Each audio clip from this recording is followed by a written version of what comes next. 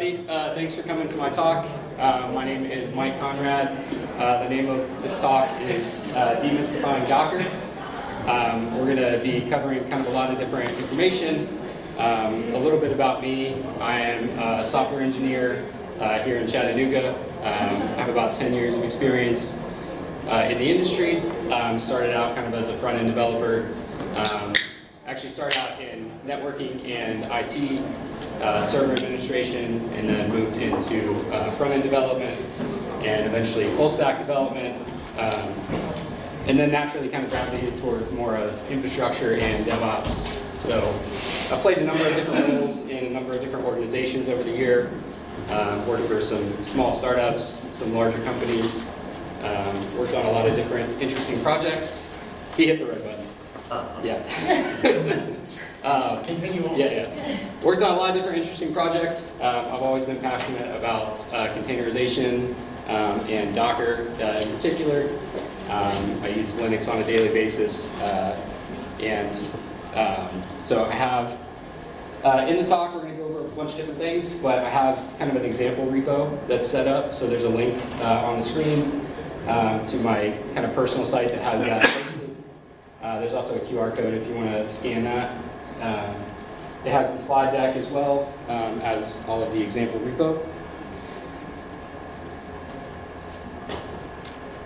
So before we dive into that, let's talk about the 3 universal constants in programming. The speed of light. It's more complicated than you think. And everybody probably knows where I'm going with this one. We've all heard this, unfortunately. It works on my machine.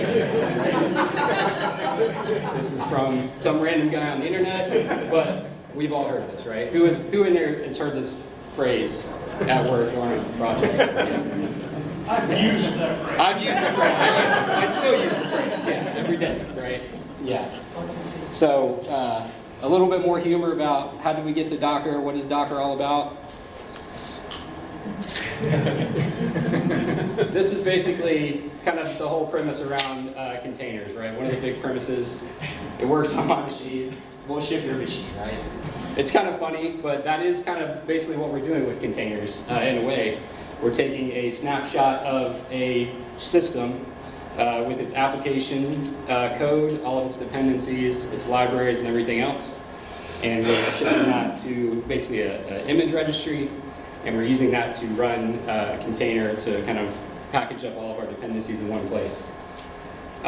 So I know there's a lot of different people in the room. I kind of want to get a gauge on what everybody's kind of comfort, experience level is, because I want to kind of tailor everything towards that. So just by a show of hands, how many of you are familiar with Docker? Maybe you've used it on a project before.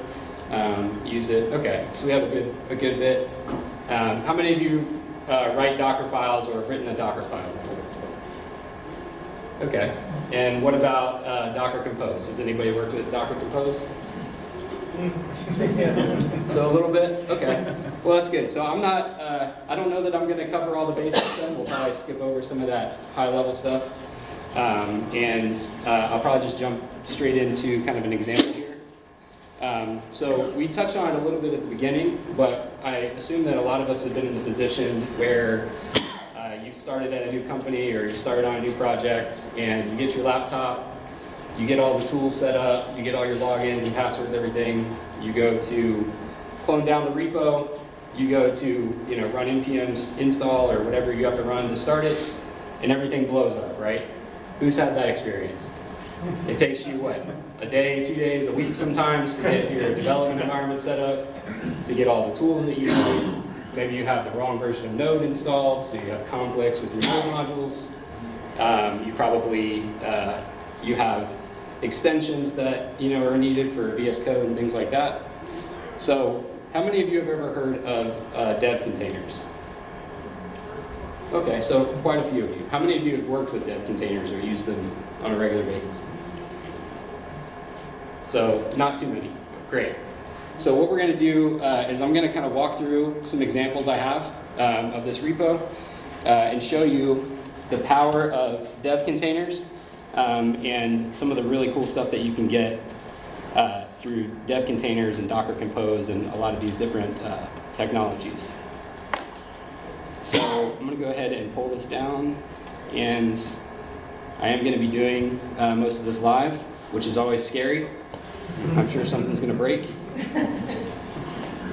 Works on my machine. Exactly, yeah. So we're going to find out. So that's why, yeah, you can try. I encourage you to try the Git repo and see if it actually works on your machine, because I've tried it multiple times.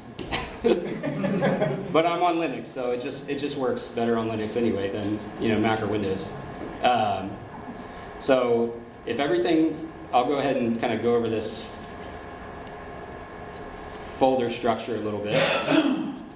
Actually, let me pull it up here.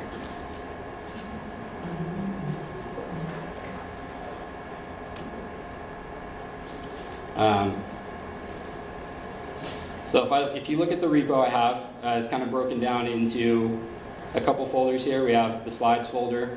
This has my slides in it and the slideshow tool that I'm using, if you want to follow along with that. And then in this examples folder, I have this full stack example. And so this is a really kind of basic app. It's a Node.js backend, really simple kind of API, and there's a React front end that interacts with it, and we have some data that's stored in the database. So if a developer was setting this up on his machine without Docker, he would have to clone this repo. He would have to go into this front end folder. You see we have a front end and a back end folder. You would have to go into each one of those and install your node modules. You'd have to make sure that you have all the right packages. You would have to have a Postgres database set up somewhere. You would have to run some database migrations. You would have to run some seed files to seed the database.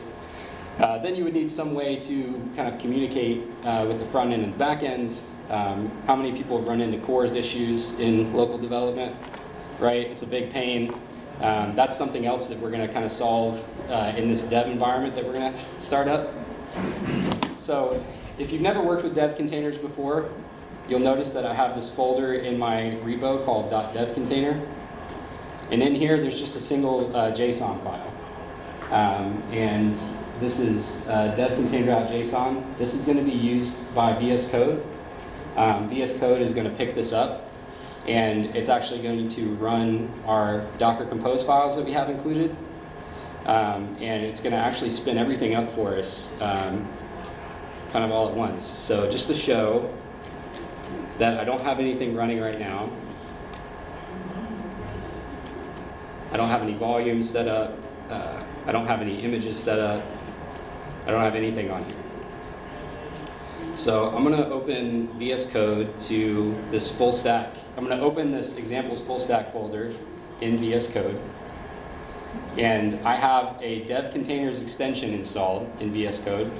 And that dev containers extension is going to pick up, and I don't know if you can read that, but it says this folder contains a dev container configuration file. Reopen folder to develop in a container.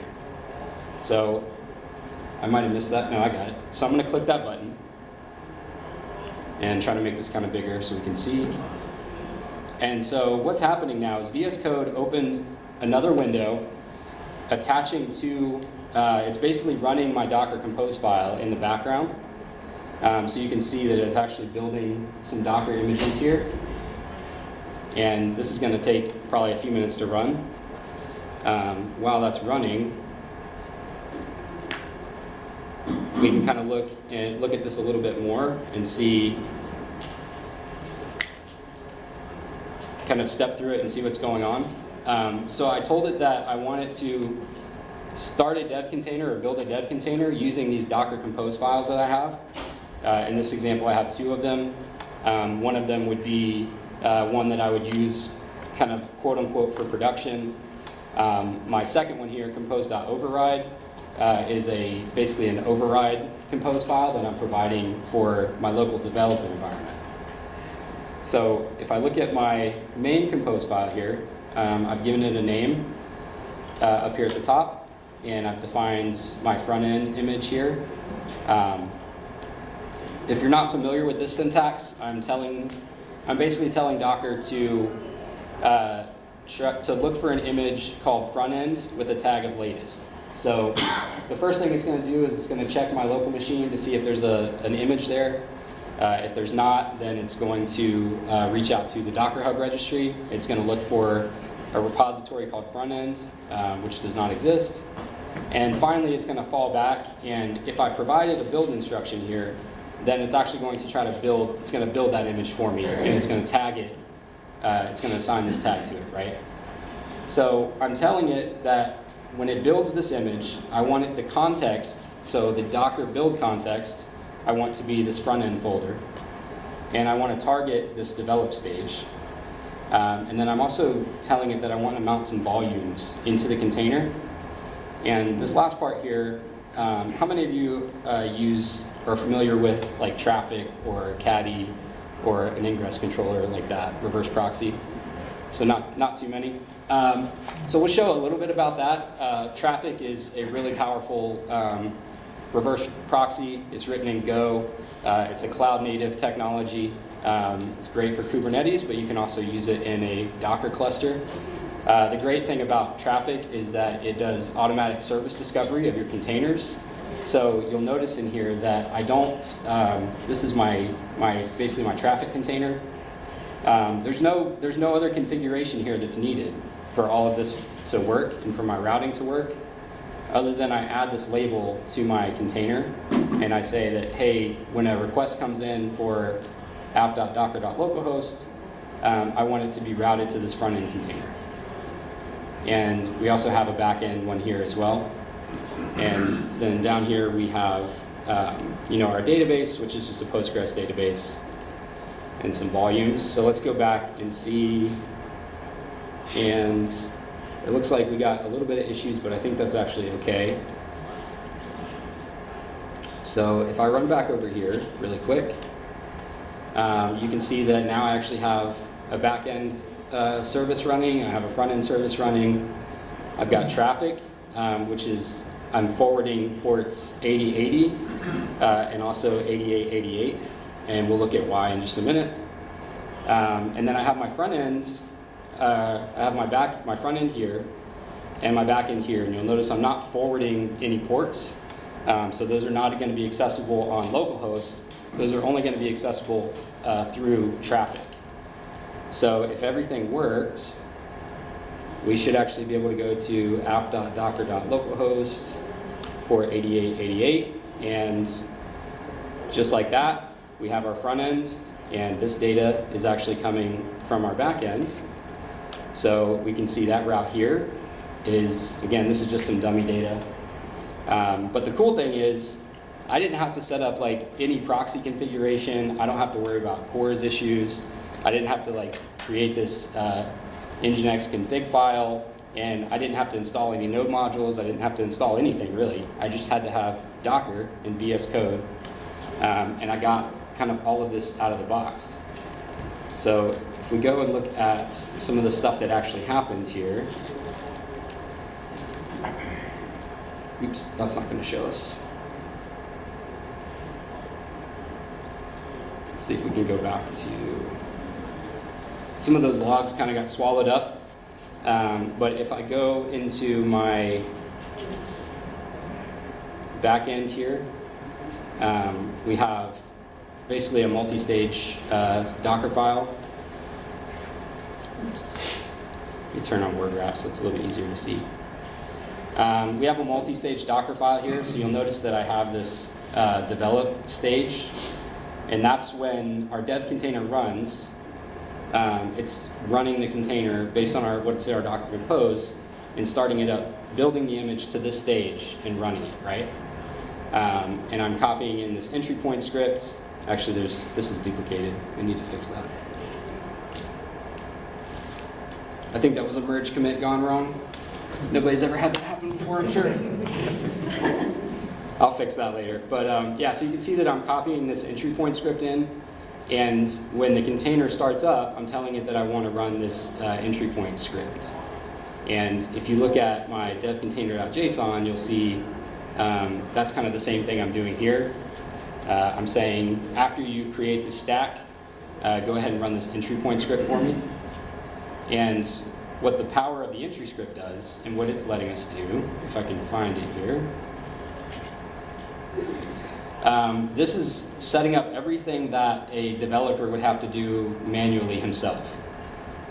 So it's going into this backend folder, it's copying the env example file to env.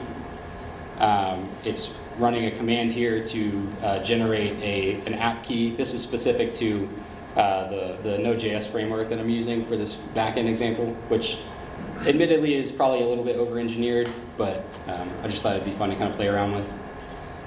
So this is doing some really cool stuff in that it's actually, when it connects to the database, that's all of this is running in a Docker Compose stack. And you'll notice I didn't run Docker Compose up, right? I didn't do any Docker commands. I literally just opened VS Code, and it said, hey, there's this dev container configuration that has all the information I need to start Docker Compose. So it actually handles that all under the hood for you, including my database. So I got a fresh database. It ran these commands here against the database to check and see if it needed to run any migrations. And if there were migrations, then it goes and runs this command. And then finally, it ran another command to see the database.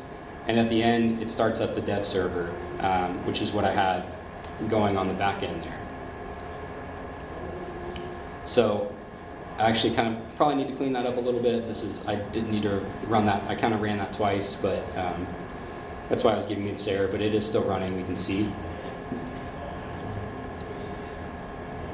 And let me see what. The other cool thing about this is, if you didn't, I don't know if you noticed this, but if we look at our dev-container.json, we also have this customizations block here, and we can actually define VS Code extensions that we want to be installed inside of our container. So this is a fully self-contained development environment. So if I go in here and I click on extensions, and you'll see I'm in the dev container right now, you can see that this dev container has its own extensions installed that are separated and isolated from the extensions on my machine. So this is really great because I know, like, where I work, we have a really complex, I work for a company called Paragon here in town, and we have a really complex mono repo setup with Yarn workspaces. We also have some Node backend services. We also have .NET services. So we've got a lot of stuff going on. There's a lot of different extensions that you need to have, and so it can be hard to know that a lot of that's tribal knowledge too, right? Like you forget when you onboard a new team member. Maybe you don't do it very often, and you forget what extensions do you have to have. In this example, I can package all of this up into my dev container and just have this, kind of immediately available for people to go in and look at. So while we're looking at that, so we've got that kind of example. We can see,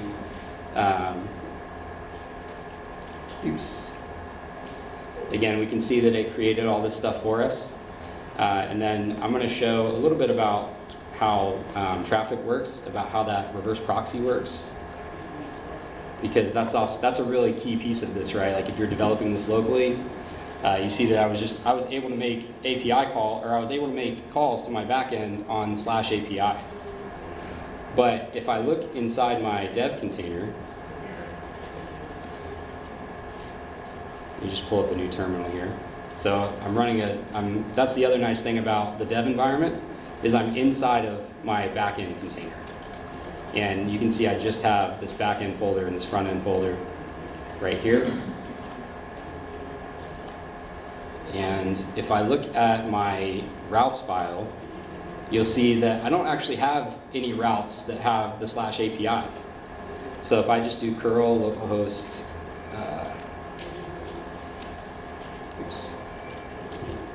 I'll install curl really quick. So if I hit localhost /, I get hello world, or if I hit /users, I get the users. But if I hit /API/users, which is what my front end is calling, then I get an error because that route doesn't exist. So in my development environment, this is where some of the magic of kind of Docker and of traffic comes into play. Because if I look at my compose file here for my backend service, you'll see that I'm saying any request that comes in to app.docker.localhost with a path of /API, I want you to route it to this backend service, but I want you to strip out the /API. So traffic is actually, based on this rule, it's acting the same way as if I had an Nginx config where I was doing a reverse proxy to another service. It's really flexible and powerful in that I can tell it, hey, just drop the /API. That way everything is on the same domain, right? And now I don't have to worry about CORS errors. I don't have to worry about like setting all that stuff up. Of course, there's other ways that you can do this, but to me, this is just a really clean, really easy, nice way to do it. I'm a pretty big traffic fanboy. I've been using it for probably 2 or 3 years on a daily basis. So this is kind of one of the nice things that you get out of the box. This is kind of a GUI kind of web dashboard that actually goes in and lets you see all of your different, let's make this a little bit bigger. These are basically all of the routers that traffic knows about. And the way it knows about these, again, is just by these labels that I added in my Docker Compose file. So on my backend service, you can see that I say traffic.http routers. I'm creating a router called backend. This is just kind of an arbitrary name. And then I'm assigning a rule to that. And then I'm also assigning a middleware. And this is another really cool thing about traffic, is the concept of middlewares. And that's how I'm able to do that. Basically redirect the /API to just /. So I can actually go in here and see all of my different rules and all of my different routes. So these are all of the services that traffic knows about and all of the things that it knows it can communicate with. So I have some details here on each one. I get the rule, I get the host here, I get the entry point, and I get the service that it's communicating with. This one is just kind of, standard, and so this is how it knows to communicate with it. And you can also see that I have this strip prefix, that middleware is showing up as well. And if I go in here and look at my networks that I have, you'll see that basically in this example, most everything is running just kind of on that same flat network. But I could, separate that out, and typically I would separate that out, and my front ends and back end would be on a traffic network. My database would be kind of on its own isolated network. And I would kind of set all those things up like that.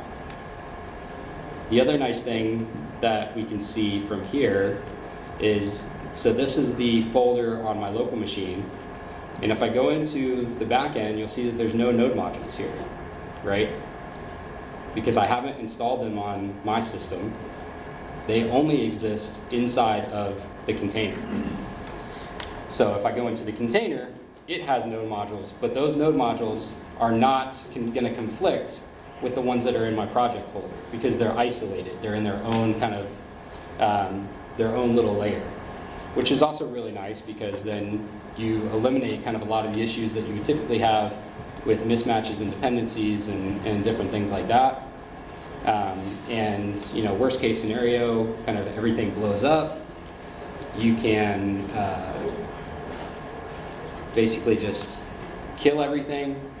So I'm going to delete all of my containers, and I'm going to delete all of my networks, and I'm going to delete all the volumes. And now I have basically a clean palette that I could start from. I could, reclone the repo. If I were to open this folder again, it's going to go through the process of, I just cleaned and wiped everything out. So now it's going to go through the process of, building all of those images again. From scratch, and so I get a fresh database. with fresh migrations, fresh data. I get fresh dependencies. I get everything kind of taken care of for me. So a really powerful tool that I don't use as much as I should. We have a similar process to this where I work. We use a similar process for building PR environments or like preview environments. So every time a developer makes a change, a feature that they want to test, if they want to test it in kind of an isolated environment, we use GitHub Actions. So they will put in a pull request, they'll add a special label to the pull request, and that'll kick off a GitHub Actions workflow that will then build all of the containers images. It pushes those to a private registry we have, and then we have a VM in the cloud, a single VM that has basically a wildcard DNS record pointed to it. We will run an Ansible script that will basically provision that machine. It'll pull down some config files that it needs, which is really just a couple Docker Compose files, very similar to what I showed here. And then it will start up that preview environment. I think we have like 8 or 10 different services that need to happen for all that. So it's been really powerful for us. It's a really nice way for us to be able to test isolated changes like that. And so I use traffic. I also use another piece of middleware for traffic that allows for scaling the containers down to 0, which is also really nice because obviously a preview environment, maybe it's only used for 5 or 10 minutes. I don't want to have to go in and try to turn off those containers all the time and run some cron jobs to do all that. So with traffic and some of the other plugins for it, I can actually tell it, hey, if there's no activity into this service for 5 minutes, then just go ahead and shut all these containers down. And then once a request comes in, go ahead and start all the containers up for me. And it'll give me like a nice kind of Heroku style, page of, hey, this thing is loading. So yeah, I just built that. I was just able to build that again with, just kind of a fresh install and get everything that I needed, extensions and everything else. So that is mostly what I had in the way of the demo. I kind of was, I was going in one direction with how I was going to kind of explain everything and walk through a bunch of really boring slides that probably most of you already know most of that information anyway. So I thought that this would be hopefully a much more kind of engaging or informative talk. So if there's any questions that anybody has about how the Docker Compose stuff is set up, how the Docker files, how I'm doing my Docker files, more about how traffic works or anything like that, more than happy to answer any of those questions or talk to any like specific use cases. I feel like this is one of my favorite use cases for it. I've been doing a lot of work at my work to kind of simplify our stack. We don't actually use dev containers, although now that I'm playing around with it more, I'm trying to figure out how I can do that. And one thing that I actually did not talk about or show here is, if you notice, I'm inside of this dev container. I'm in the backend container, but I have access to the files for the front end and the back end. And that is a little bit special thing that I did in my Compose files and the way I wrote my Docker file. I wanted to be able to basically mount those files into it so I could have both in one container. Because otherwise, with this approach, you're only going to be able to open VS Code in one container kind of at a time. So that's kind of how I got around, like, inside that container I could still manipulate the front end and the back end as well. External volume that mounted to both. So if you look at, that's a good question. If you look at the Compose, I'm doing a bind mount and I'm doing a volume mount, right? So right here, I'm doing a volume mount. And right here, I'm doing a bind mount into the container. So if you're not familiar with the difference between a bind mount and a volume mount, A volume mount, what you see here is you can tell that this is named. I didn't give it a path, I gave it a name. It's an arbitrary name. And what Docker is going to do is it's going to create a volume and it's going to give it this label of front-end underscore node modules. But Docker is going to control kind of where that data lives. And so it's not, I'm not managing that data directly. I'm not accessing that data directly. And so that's why when you look at my front end and my back end folder on my machine, the node modules folder is empty because I'm actually using this trick here to do a volume mount. Versus right here, a bind mount, I'm saying take /front end, take this folder and mount it into /app/front end in my container. So they work very similar, but with a bind mount, if I make a change here to one of these files, that change is going to be reflected, automatically inside the container. So it's a two-way kind of bidirectional. And of course, that also means there's security implications to that, right? Because that means that a process inside of the container can modify files on your host system. So you do always kind of want to be careful with how you're doing that. You might also notice that in order for traffic to work, I'm doing this bind mount right here, this special bind mount, where I'm actually mounting the Docker socket into the traffic container. Now, you don't usually want to do this in production. This can be very dangerous because essentially what you're doing is you're creating a privileged container that's running as root, and you're giving it access to the Docker daemon running on the host. So if somebody were to break into that container, they could actually manipulate the host machine or the server or whatever is running. So you typically don't want to do that. You want to try and avoid that in production. There are some tricks to that. I actually was messing around recently with kind of writing my own proxy server, basically, that will proxy connections to the Docker socket. Because if you're not familiar, Docker is built on a REST API. And so all of these communications to the Docker socket are actually HTTP calls, is basically what's happening. So there's different strategies for how you would do that in production if you needed to mount that into a container. Typically you would try to put some sort of proxy, some sort of access controls in front of that. Because right now, Docker or traffic has access to the entire Docker API. It would be able to create containers, it would be able to delete containers, it would be able to access any files on my system that it wanted to.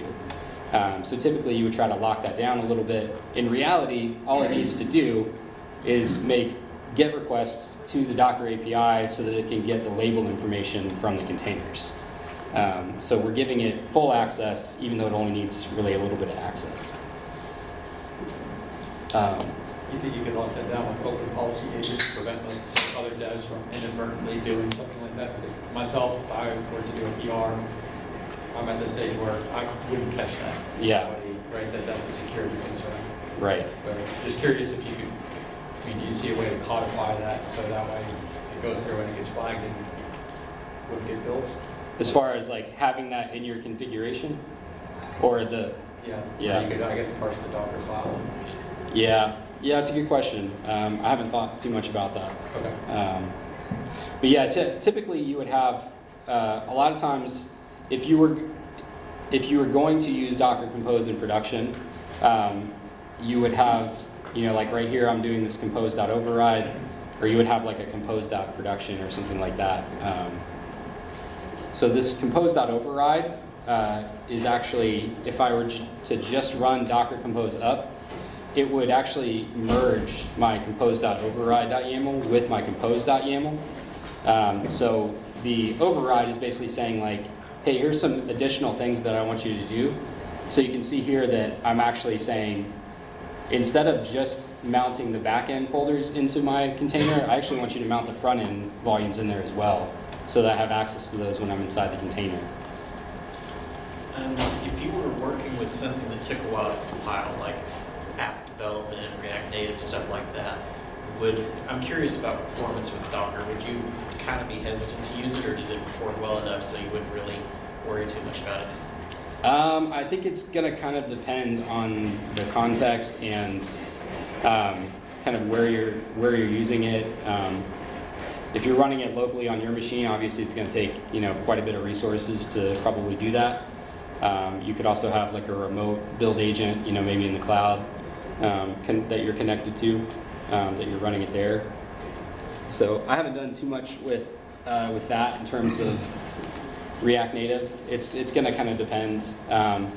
Container processes are a lot more lightweight than like a traditional kind of virtual machine, unless you're on Windows or Mac, and then it's still a little bit of an issue. But all of the hypervisors these days are pretty performant. I mean, yeah. You're getting pretty much what you would get if you ran it natively on your machine. Yeah, and that's a good point. Like there's been a lot of work in the last few years to make the virtual machines a lot more lightweight. There's been the push for like micro VMs that are a little bit more provide a little bit more security. Obviously with Docker running a container, that's just a process on the host machine. So if I were to do I think I could see the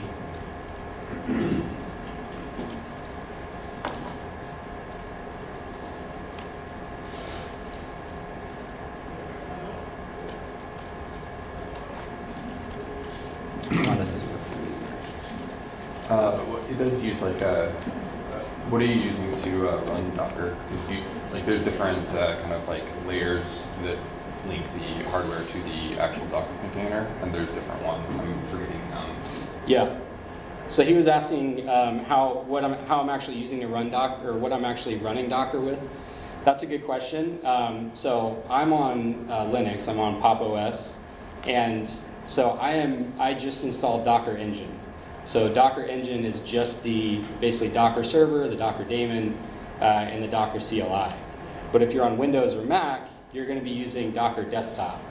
Docker Desktop is kind of a whole suite of tools, and what it actually does, if you don't know, is it actually creates a virtual machine, a Linux virtual machine on your system that it manages and controls, and it's running the containers inside of that. So when you're using Docker Desktop, you have a little bit of a layer of abstraction, but they have pushed the performance on that to where it's a lot less overhead than what it used to be. But there are still kind of some weird things that can go on, that can happen. So you can see here that I can actually see the Postgres process running on my machine here, and I could actually interact with it without even. I could actually kill this container without even running Docker commands, because it's just a process. And that was not the one that I was looking for, but wait. What if it's in Windows environment? The environments that installs Windows VMs or the Linux VMs? So Docker Desktop, when you install it and start it, it creates a single, my understanding, it creates a single Linux VM. Sure. And when you run a container, those containers are all running inside of that Right. VM. Are they Windows in this container or they're Linux in it? They're whichever kind of container you want to run. So you can run a Linux container, or you can run some Windows containers, things like that. So I'm not sure if, when you're running a Windows container, I'm not sure if it's running inside of that VM or if they have some other kind of magic that happens. There's a thin layer, and this is what I was talking about. But so it's essentially a kind of a hypervisor that is not really Windows or Linux. And then on top of that, the way that Docker works is it builds layers of, and so you have this communication layer between your actual hardware and then this virtualized space, and then it layers up the containers on top of that. That's kind of talking out of my butt there a little bit. Yeah, it's a little bit more foreign to me because I haven't used Windows in a while. I know that I've always had a lot of issues with Docker on Windows, It's gotten better. Yeah. But you can't mix and match it. You have to set the subsystem to either only be running in Windows WSL. mode or only be running in Linux mode. Yeah. And then you can, go crazy. But if you want to go the other way, you have to switch it again. Yeah, I'm having trouble finding the settings, and I'm using OrbStack, which I find works the best on Silicon. But if you open up like your Docker desktop, I know like in the settings there you can kind of see like the different ones that you can choose from. Some of them work better on Mac, others. Great. Do you have this available in a public repo? I do. So on the first, kind of on that first page of the slides, I have the link posted here. So hackanuga.com/SCS, you can go to that. That's my personal domain. So that's kind of a short URL that will redirect you to. I have a self-hosted Git server, so that whole example repo is posted on that server. Thank you. And of course, all of that is hosted with Docker Compose on my home lab. So try not to blow it up. But yeah, using traffic, yeah, it's all behind Cloudflare, so I can have some control of it. Unless Cloudflare goes down, which would never happen. Yeah, great story about that. I had just we have probably about 8 different front end clients, different like projects.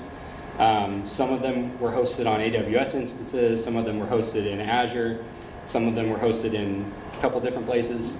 I finally convinced our team, hey, let's like move all of these into one place.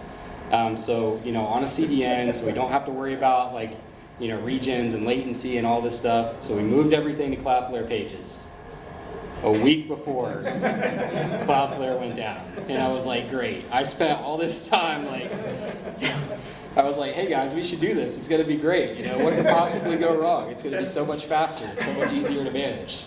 And they're like, well, what do we do? What do we do? How can we like go in and fix it? I'm like, well, the dashboard's down. You can't get into the dashboard. You should find a day off. Yeah, you can't get to those files. I mean, I technically probably could have worked around it because we have the DNS in Terraform, so I would have been able to I could have switched over the records and deployed it somewhere else, but it was a mess. That's how it always happens. Do you have any recommendations on tools for security scanning or anything like that, as far as either the images that y'all produce in your environments or even the Docker files themselves? Yeah, that's a good question. I do have some links in the repo here, but one of the ones that I've kind of started to use recently, a really cool one, is called Slim Toolkit, and this will actually go through. This won't inspect your Docker files, but this will actually you build an image, and then you basically point this tool at it, and it will kind of run a couple containers, and it does some static analysis and some other things. And it'll actually, actually give it some health checks and some probes to run, and it will try to discern like what system calls are being made and things like that, and it'll try to strip out everything that's not needed. So I actually have one of our images that I use is for kind of like converting PDFs and things. So there's some native, there's some Linux-specific drivers and stuff that it needs. So it's like a 2 gig image or something like that.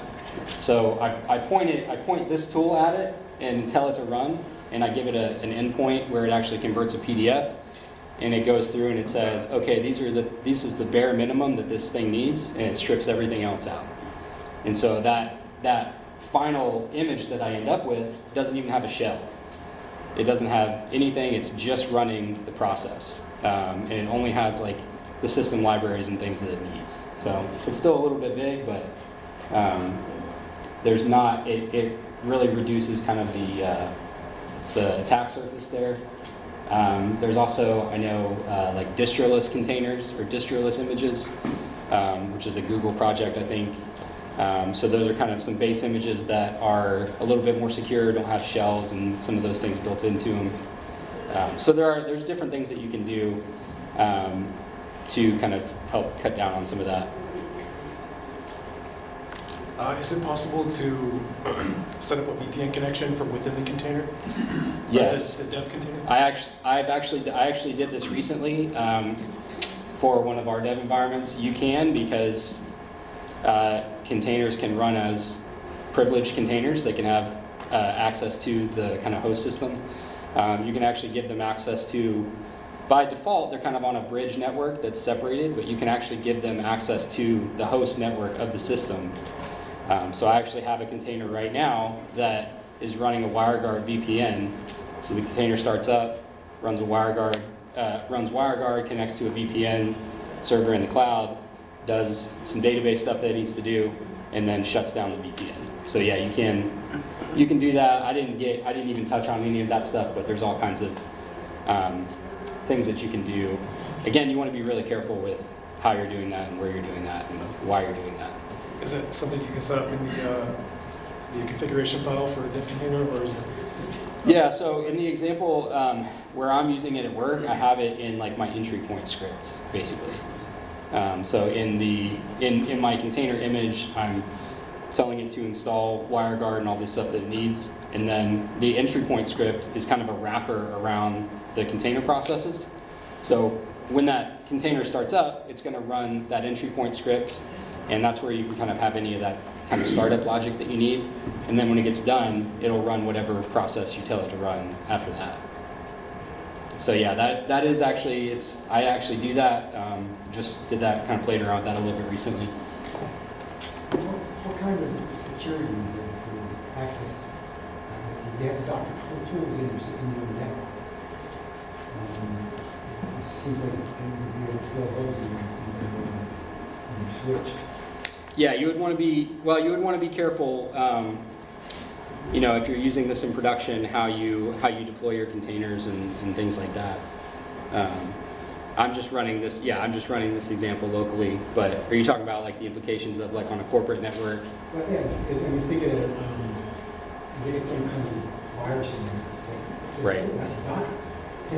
Yeah. Here's an easy way in. Right. They go all the way to themselves.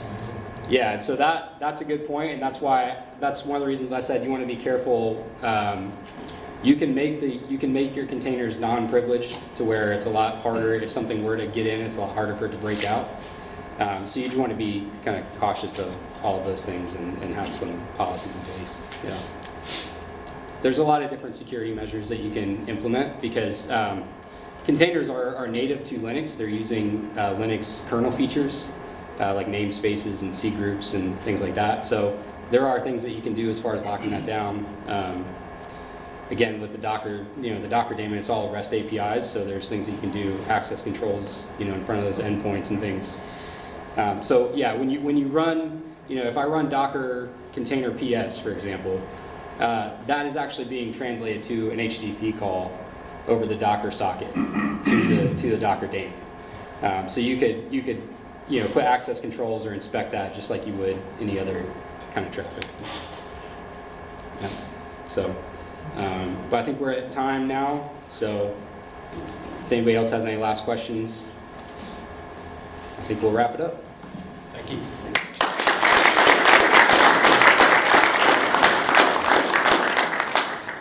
The volume binding is the need. I'm going to have to guess that. Yes. Yeah, so I didn't even go through any of the slides really, but I have some examples and like explain them a little bit more in some of the other slides. But yeah, the volume versus the bind down was something I never really understood fully. I've used containers on a daily basis, but preparing for this talk, all the stuff that I didn't know, so if you do something every day, you think you know it, but you don't actually know how it works. We should also look into what you're doing.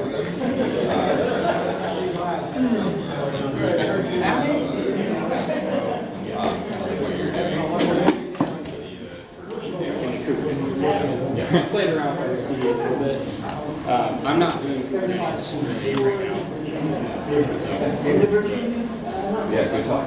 Thank you. Appreciate it. Just curious what your background was like Laravel. Oh yeah, so yeah, I didn't mention that. It does look like Laravel. It's an OJS framework. Yeah. It's called Anonymous JS.